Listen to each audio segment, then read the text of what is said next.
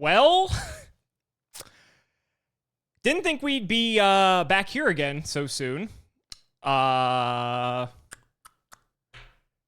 we've had some developments, and admittedly, I haven't been fully transparent. That's not without good reason.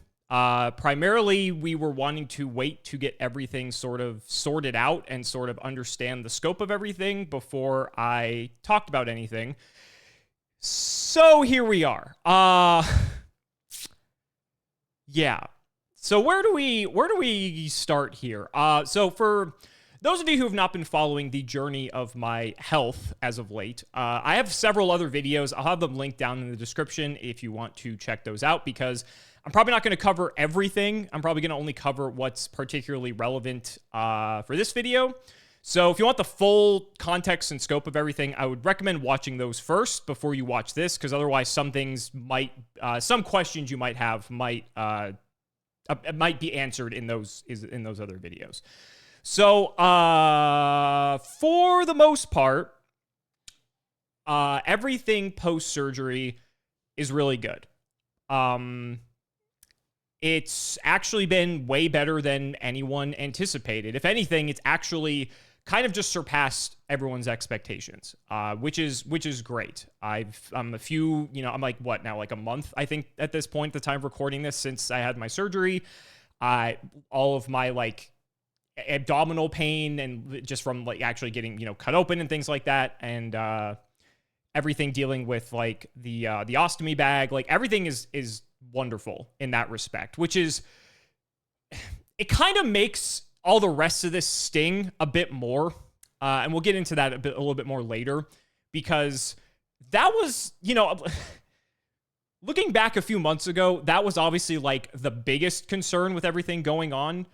And now life just has a funny way of doing things, I suppose. I don't really know how else to put it, but in any case, so where I haven't been fully transparent with everything is, for those of you who recall, I had ulcerative colitis for 15 years. The part of the health journey was getting surgery to get my colon removed. And, here we are. That was supposed to be like end game, right? We were supposed to be, we have to deal with all this stuff that comes like post-op, surgery and everything. But for the most part, we were supposed to be good. Like, we were supposed to be living a regular, in quotes, life, minus colon. And that's how things are supposed to be, and for the most part, that was the case, but it was not without complications, let's say.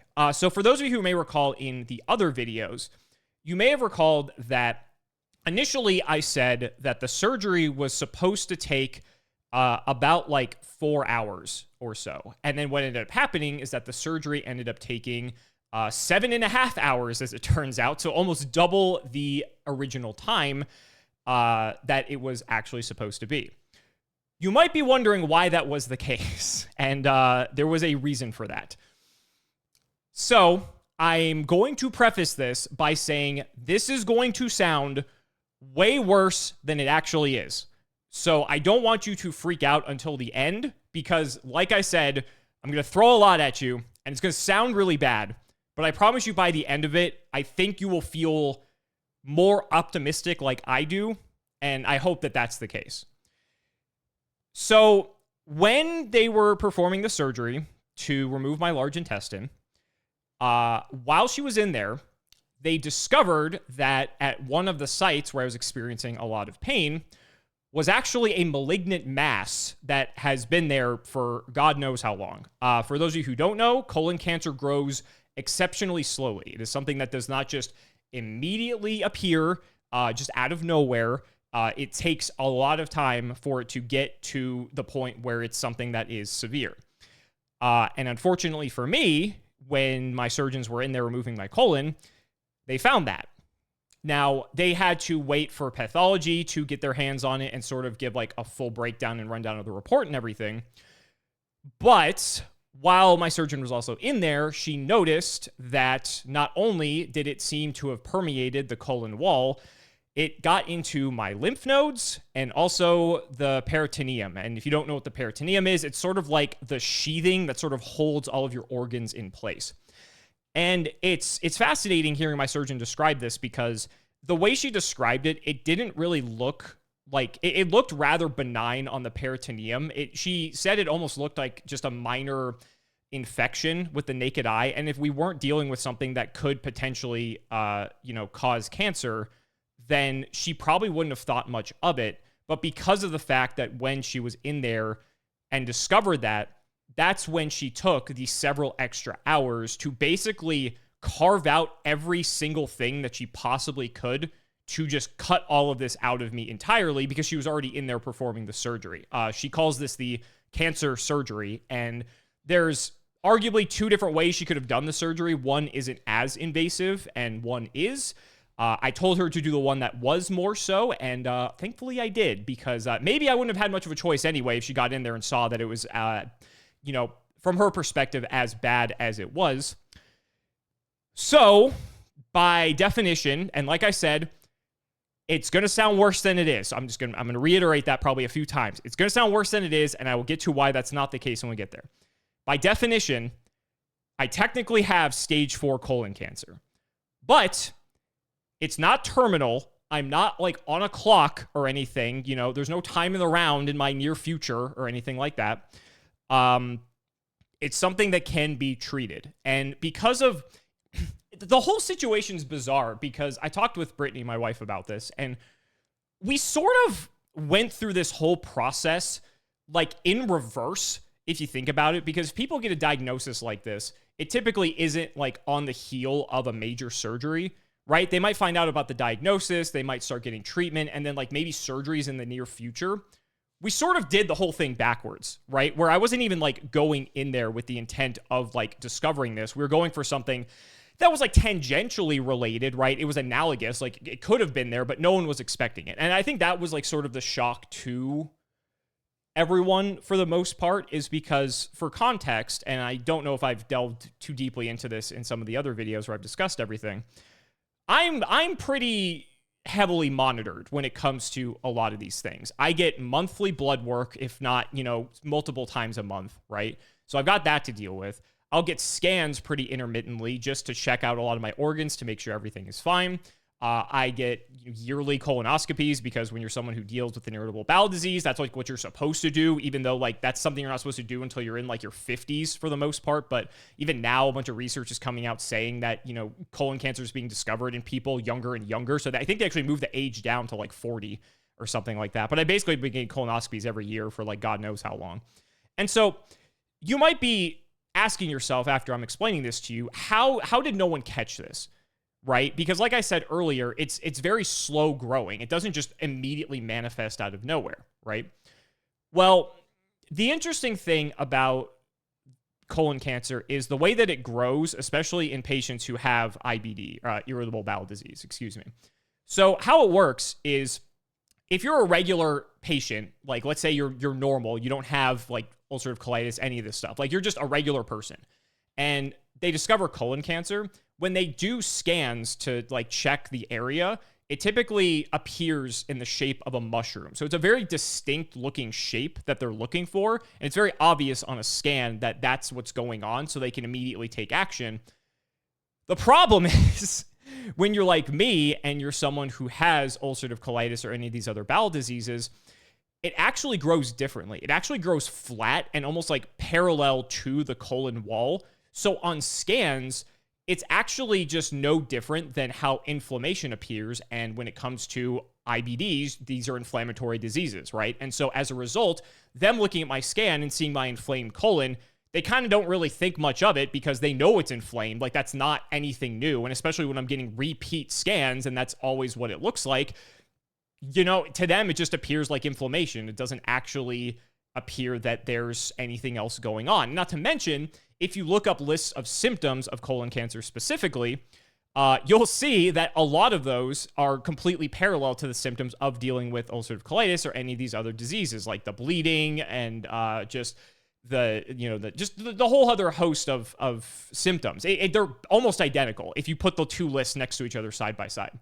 So it's almost as if the disease sort of like obfuscates the fact that the colon cancer is there, which makes it all the more dangerous because I'm already at like, well, I was already at, because I don't have ulcerative colitis anymore, technically speaking. But when you have these diseases, you're essentially at like a 40x risk for getting colon cancer. And obviously, if it's like 40x times like 0.001% or whatever, like the number isn't large, but it's not insignificant, right? So you kind of have to like, do that math in your head. And obviously, this is just all based off of whatever data that they've accumulated thus far, right? So it's really hard to say for certain. But nevertheless, it's still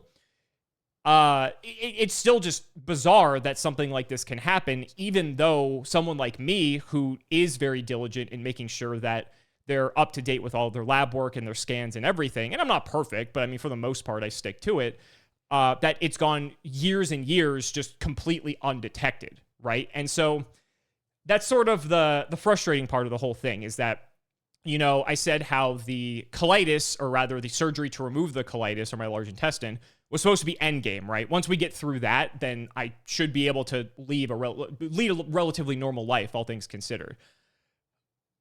But it sort of just feels like the goalposts keep being moved.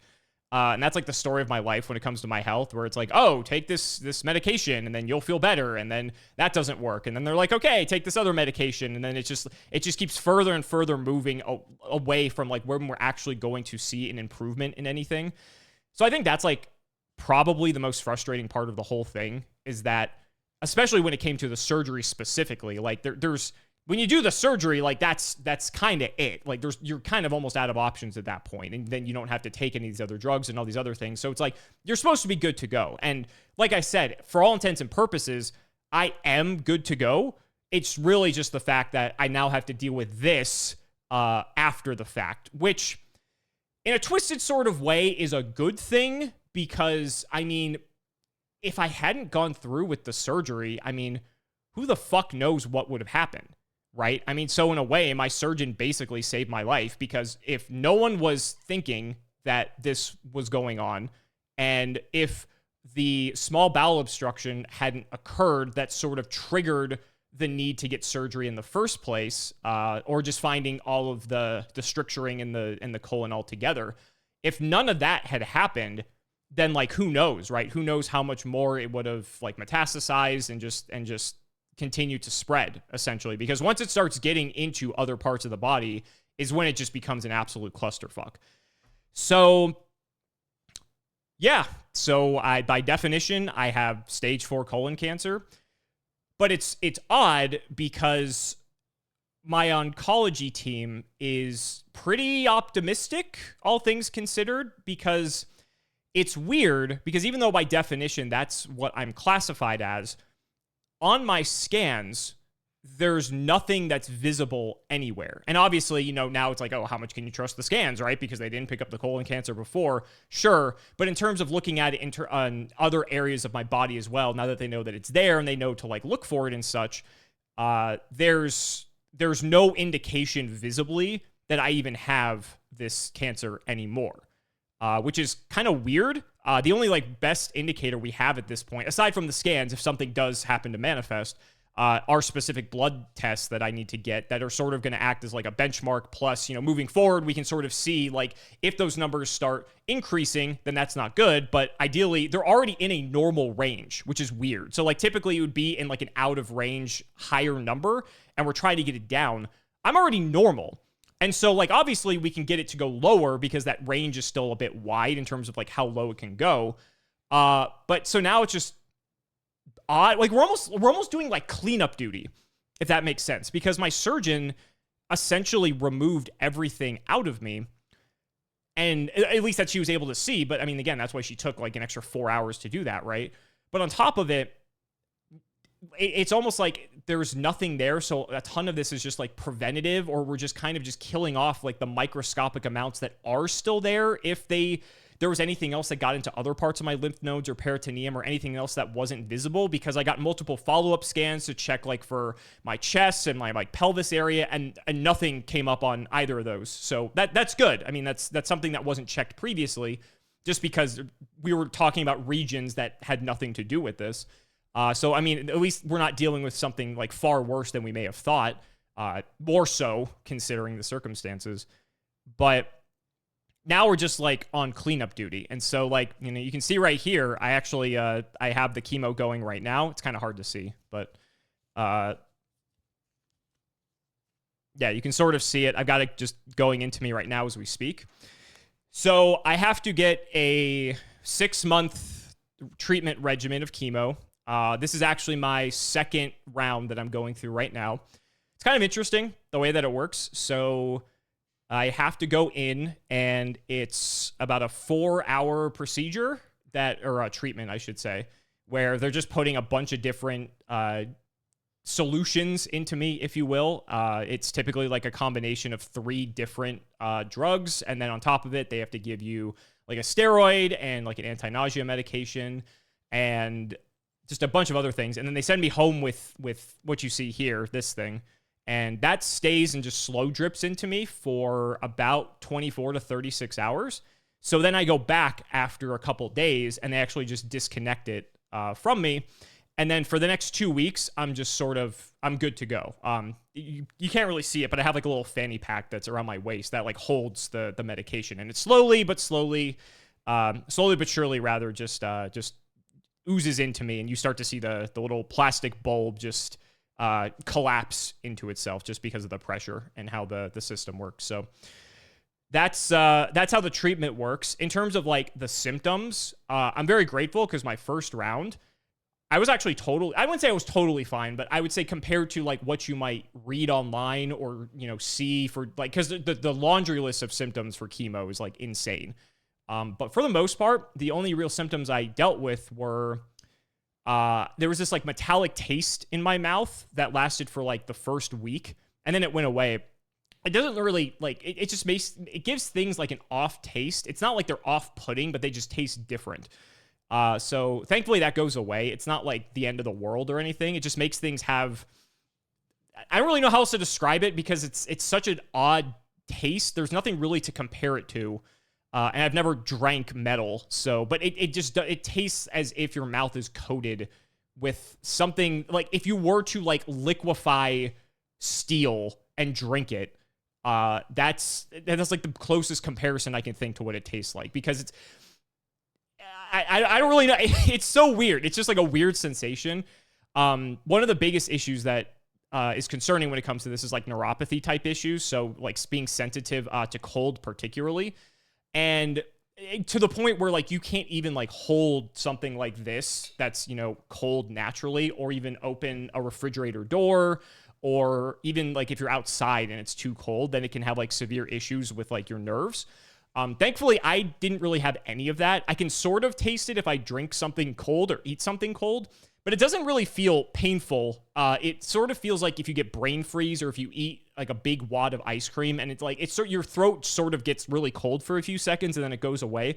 It kind of just feels like that, but if I'm drinking or eating things that are not even like ice cold, it can be like moderately cold and it'll still feel that way.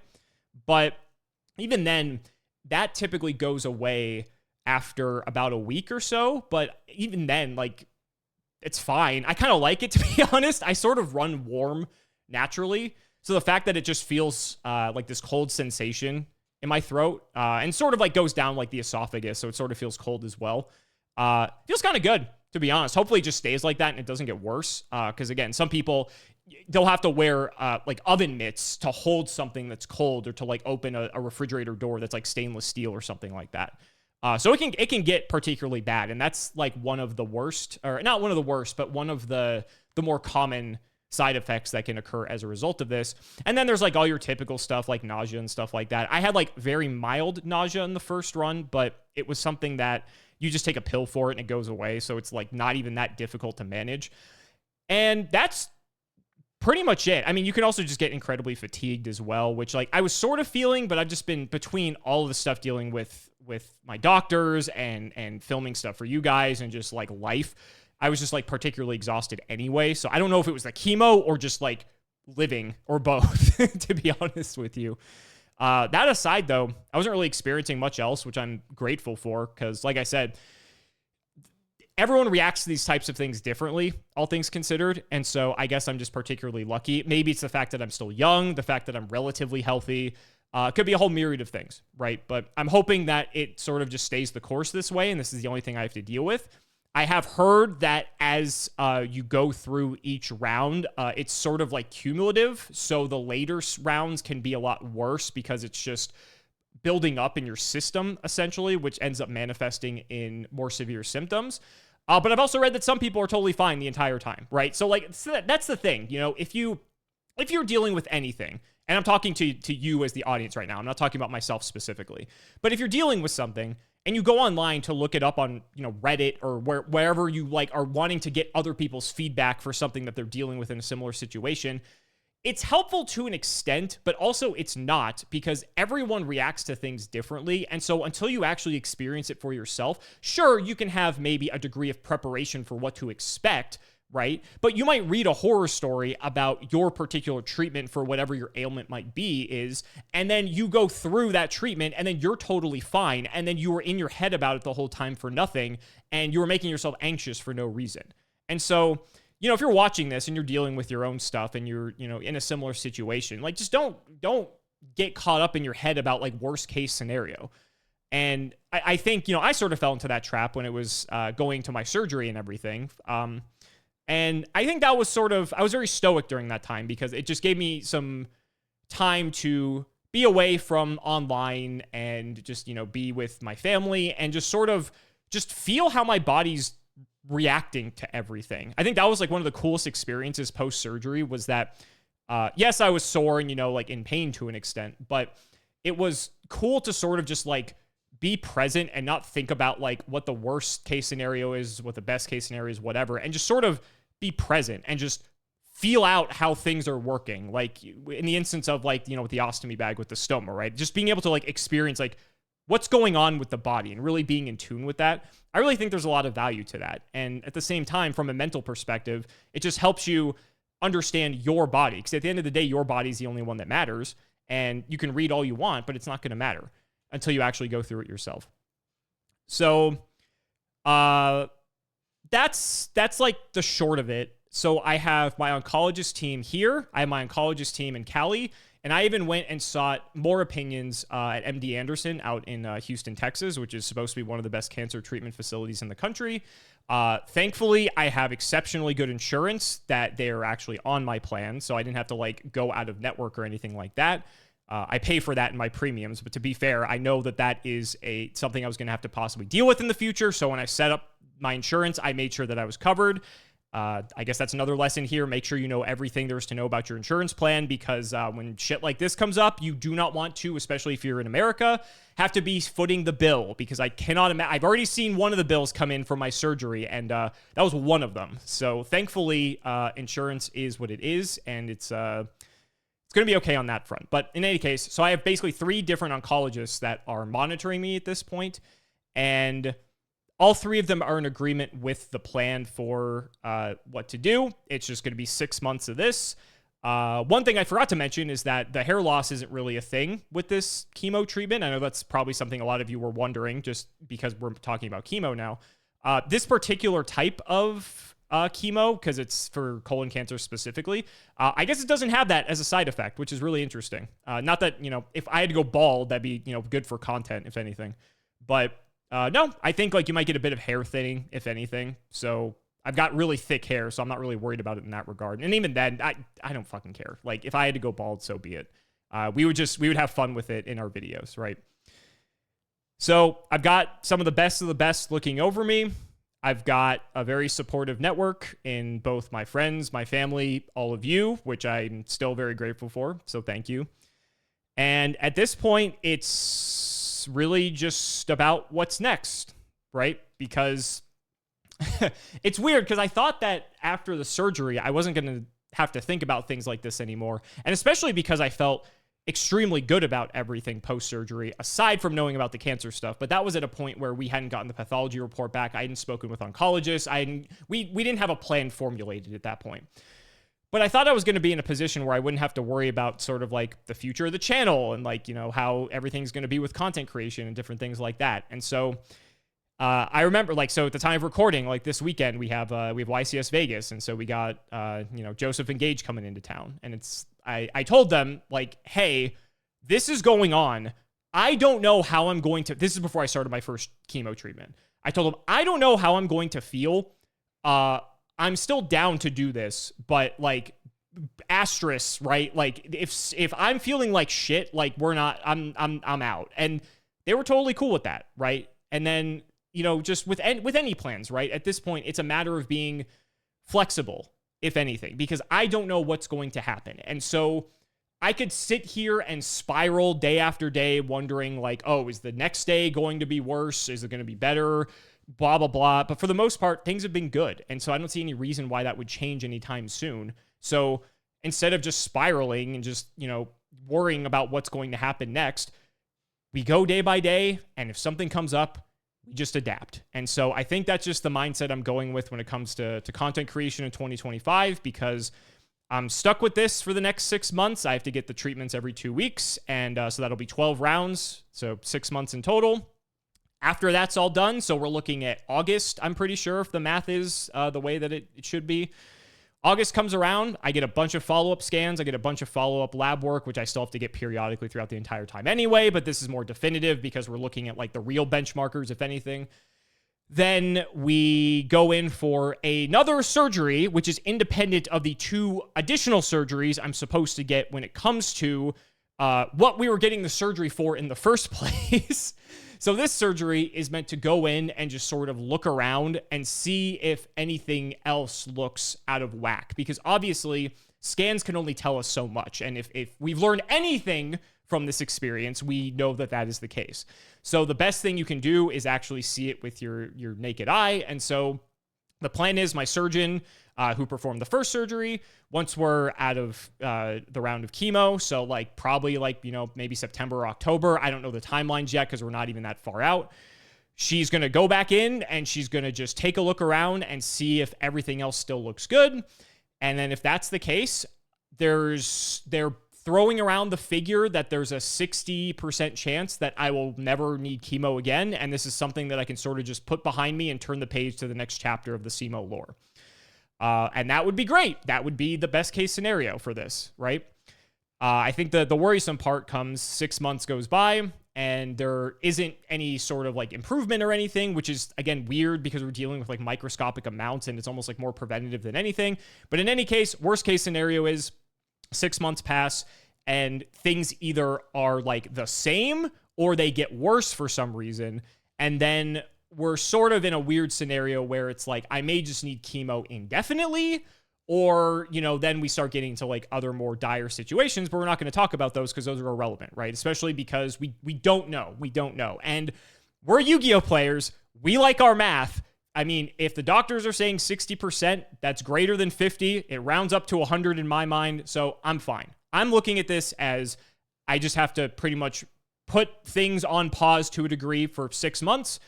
And then I can just kind of go full power, if you will, once we're in the clear. And that would be the best case and most ideal scenario with everything. From there, that's really what it comes down to if I want to proceed with the other 2 surgeries to finish the whole like J-pouch thing, which is also something that's kind of bizarre because as I've been just experiencing life without a colon and with the ostomy bag, it kind of rocks. I'm not going to lie. It kind of fucks. It's kind of cool that I don't have to actually like use the bathroom all that much. And to like give you guys context, like I mentioned this in one of the other videos, but we had a wedding that we had to go to that was on the other side of the country. And initially, prior to all of the health stuff taking place, I told my wife that I was not going to go because it was for her friend. And I said, with all of this going on, there is like a 1% chance that I'm going to be able to attend this. Then sure enough, everything ends up being fine with my surgery and I recover like, better than anyone ever has before. And even with all the stuff going on with the chemo, I mean, even with this, like this is portable. I mean, I can go on an airplane or anything. It's no big deal. But I only need to have this on for a couple days anyways. And it's typically scheduled in the middle of the week. So stuff that occurs on weekends doesn't really matter all that much. So, we took a, transcontinental flight. So not transcontinental. What the hell am I talking about? Cross country flight from one end of the country to the other in New York. And do you know how weird it is for someone who's had a bowel disease for half their life to not have to, for 5 hours, get out of the seat to use the bathroom? That is like the weirdest sensation. I cannot begin to describe it to you. And like, it's similar to when we drove back from Cali to get to Vegas. But like, it's just airplanes always, kind of freaked me out for that reason. Like there's a bathroom on there's multiple bathrooms on airplanes.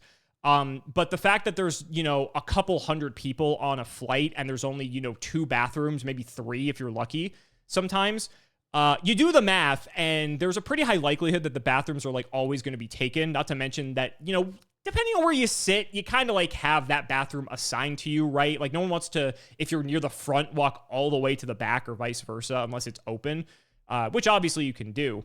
But yeah, even with that, I would have like severe amounts of anxiety of like, oh, like, if I'm in a bad situation, we're, 30,000 feet in an aluminum tube. And there's like, if something were to happen, like there's not really much I can do about it. Right. So it's just mentally liberating for me.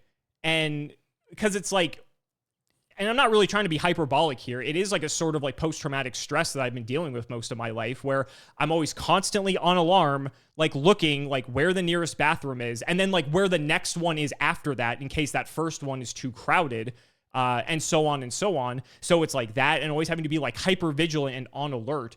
And it's just been weird because since now that I'm post-surgery and I'm dealing with the ostomy bag, I have to empty the bag, but like there's never an urgency to do that. And so it's just bizarre that like I can wait now. Like I can wait till we gate at the airport to get off to use the bathroom to like take care of what I have to, right? It's weird that I went to a wedding and for the first time ever, I went and sat down with our group of, people that were friends of the bride and groom.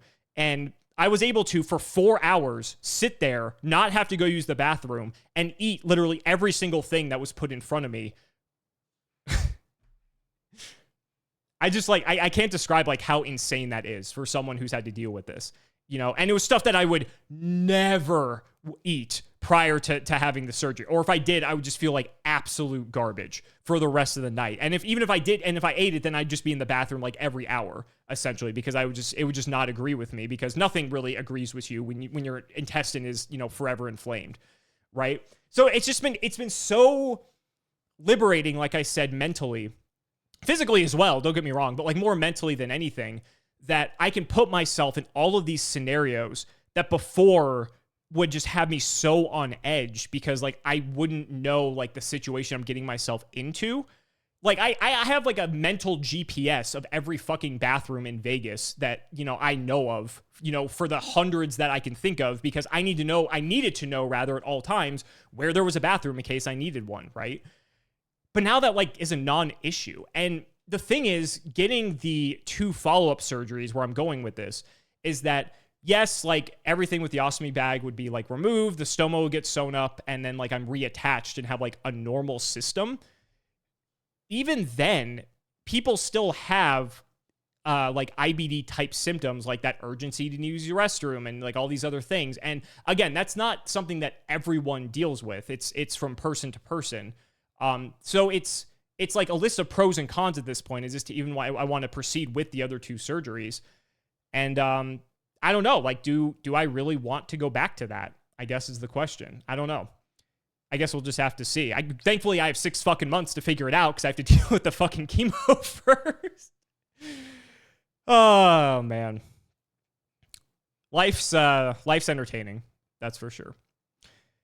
But in any case, the main point I just wanted to drive home is that I'm sorry, if anything, that I wasn't transparent about this sooner. I really just wanted the full scope of the details more than anything before just like saying, hey, I have stage 4 colon cancer, and then just leaving you guys in the dark because I also don't know what's going on next.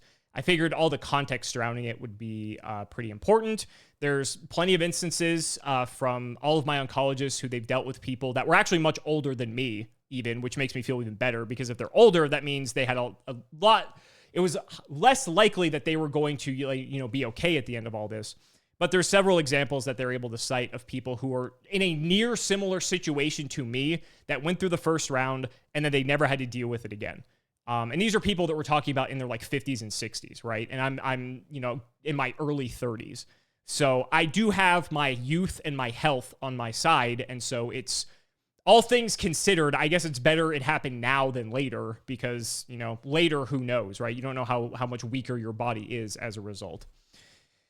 So, yeah, that's where we're at. So when it comes to content creation, it's really hard to say like where things are going to go. I was already like reserving the fact that I might have to dial things back this year because of the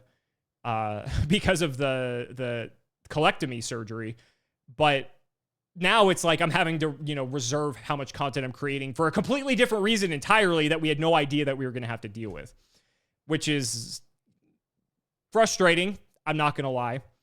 So I think it just sort of goes back to before where if I'm able to keep producing content at the rate that I am, whether it's stuff that you guys are already enjoying or if it's stuff that's, newer stuff that I'm trying to cook up, then that's what it's going to be. It's just going to be like business as usual. But now you know what's sort of going on behind the scenes. If I'm going through treatments and, for whatever reason, things start to worsen, whether it's, because of the way the treatment accumulates over time and that's just the way it reacts, or for one reason or another, right? And I have to scale it back a bit. Just know that that's what's going on, right? I kind of just wanted to just lay it all out there so you guys knew. And I'll keep you updated. I mean, it's, as you can see, like I literally like just got back home from getting the second treatment to record this. And I'm just doing my best to make the best that I can out of the situation in case, while I'm feeling good, just in case things do start to worsen for one reason or another. If I'm feeling good, I'm going to act like things are good. And in my mind, things are good. I mean, you might be thinking to yourself, like, I don't know how Simo's taking this as well as he is. Like, you might all just be like in shock that this is all going on. And you probably look at me and think there's no fucking way this guy has, cancer, let alone stage 4 cancer on top of it. I've never been the type of person to just sort of wallow in whatever it is that I'm dealing with. And I was talking with someone recently, I forget who. I was telling them how I dealt with ulcerative colitis for 15 years, and comparatively, this is not that big of a deal. Like, it's a big deal in like a macro sense, right? Where it's like, it's something that if I don't deal with it, there are going to be consequences. I'm not saying that it's not a big deal in that regard. On like a more micro level, just having to go in every couple weeks to just sit and get pumped full of drugs for a couple of hours, and then one of them comes home with me for a day or two, and then after that, I'm good for another 2 weeks. It could be worse. Like, I know that sounds crazy to say, but like, it might be hard to understand without the full context of dealing with ulcerative colitis for 15 years. Like, I had drugs that were trying to treat my ulcerative colitis that were administered this exact same way. I would go into an infusion clinic, I would sit there for like a few hours, and then I would go home, and then I would be good for like a month, and then I basically just had to do that, every single month. So it's, in that regard, it's no different. But the difference now is because I had the colectomy and I don't have a colon anymore, I'm not shitting my brains out every fucking like 5 minutes.